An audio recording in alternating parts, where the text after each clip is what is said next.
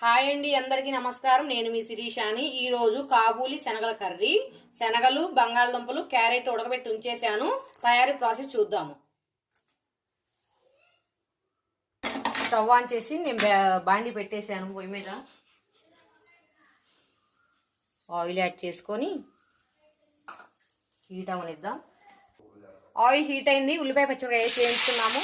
Next పసుపు కూడా add చేద్దాం. ఫ్రై చేసుకుందాం. ఇప్పుడు ఉల్లిపాయ వేగిపోయిందండి. నెక్స్ట్ మసాలా పేస్ట్ వేద్దాము. ఈ పేస్ట్ వచ్చేసి చిన్న అల్లం, కొబ్బరి, చిన్నులపాయి, సోంపు, జీడిపప్పు వేసి మిక్సీ పట్టేసాను. ఈ పేస్ట్ని దానిలో వేసుకుందాము.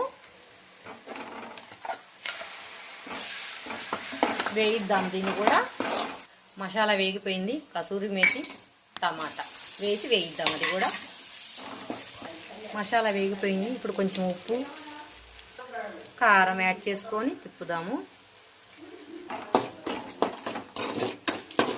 కొంచెం కరివేపాకు వేసాను. కొంచెం షుగర్ కూడా యాడ్ చేద్దాం. ఒక్క స్పూనే, మీ ఆప్షనల్, ఇష్టం ఉంటే వేసుకోండి, లేదంటే లేదు. వేగిపోయిందండి మసాలా. దీనిలో మనకు తగ్గ వరకు వాటర్ యాడ్ చేసుకున్నాము. మరగనిద్దాము. వాటర్ తడుగుతున్నాయి. ఈ గుళ్ళు వేసుకొని కొంచెం బంగాళదుంపల్ని కొంచెం ఇట్లా స్మాష్ చేసేసి వేసేద్దాం. వేసేసాను. ఇది ఒక పావు గంట సేపు ఉడికిద్దాము. ఫైనల్లీ కర్రీ ఉడికిపోయింది. కొత్తిమీర వేసాను.